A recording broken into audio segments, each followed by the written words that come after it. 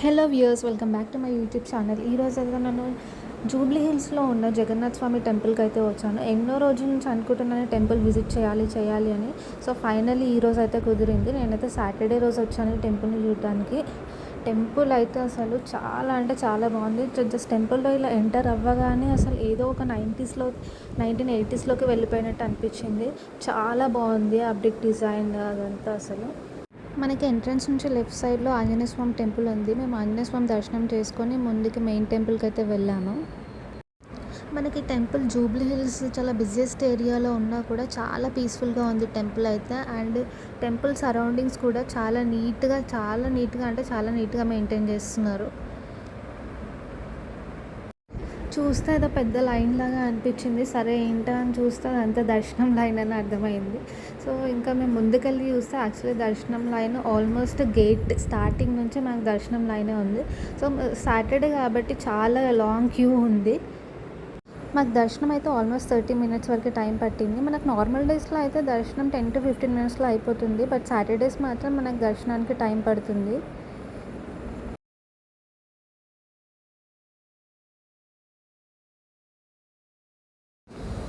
మేమైతే ఈ లైన్ చూసి మాకు దర్శనంకి 1-2 hours పడుతుందో అనుకున్నాము. బట్ లక్కీగా మాకైతే 30 మినిట్స్లో దర్శనం అయితే అయిపోయింది.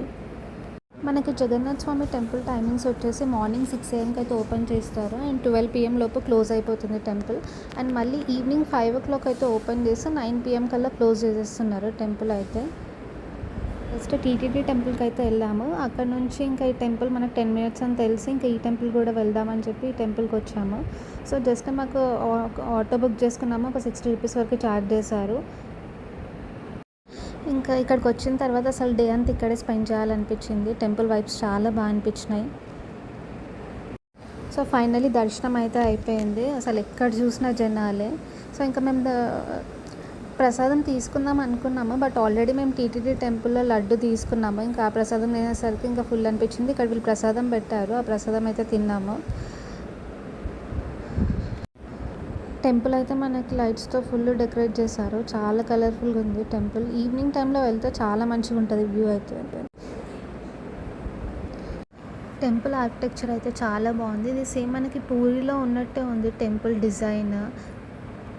ఫోన్స్ అయితే స్ట్రిక్ట్లీ నాట్ అలౌడ్ అని చెప్పారు లోపల దర్శనం చేసుకునేటప్పుడు అయితే. బట్ నేనైతే మీకు చూపించడానికి ట్రై చేశాను.